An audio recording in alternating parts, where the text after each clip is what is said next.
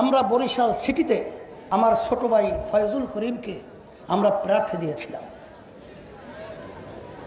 আপনাদের কাছে দ্ব্যর্থহীন কণ্ঠে আমি বলতে চাই, আমাদের মেয়র হওয়া, আমাদের সম্মান অর্জন করা বা এর থেকে আমাদের কোনো অর্থ উপার্জন করা, আল্লাহর কসম করে বলছি কিঞ্চিত এর মধ্যে কোনো উদ্দেশ্য আমাদের ছিল না।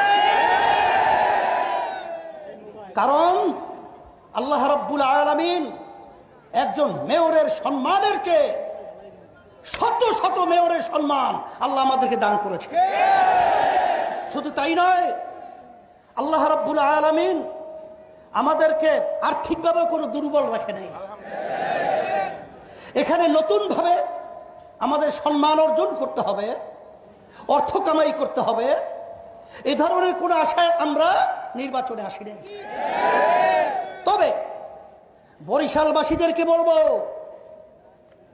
যে আমরা আসছিলাম একমাত্র বাংলার মানুষ তারা যেন স্বাধীনভাবে, তারা যেন তাদের ন্যায্য অধিকারকে বাস্তবায়নের ক্ষেত্র তৈরি করতে পারেন, তার খাদেম হিসেবে আমরা তাদের পাশে থাকতে পারি।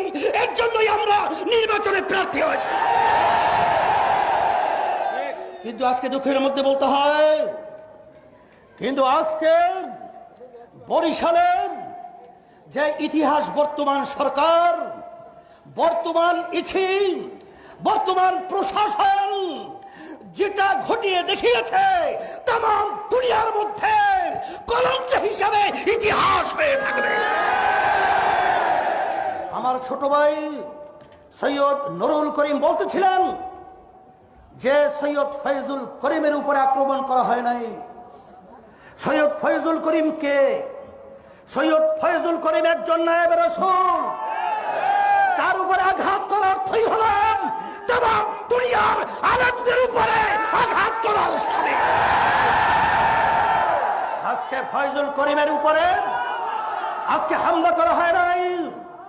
ফয়জুল করিম বরিশালের সন্তান।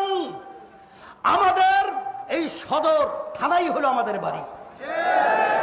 আমরা পানির স্রোতে ভেসে আসি নাই।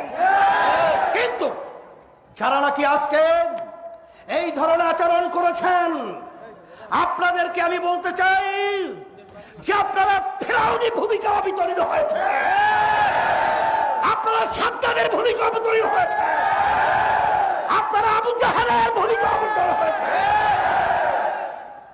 আমাকে হতভম্ব করে ফেলছে যে এরকম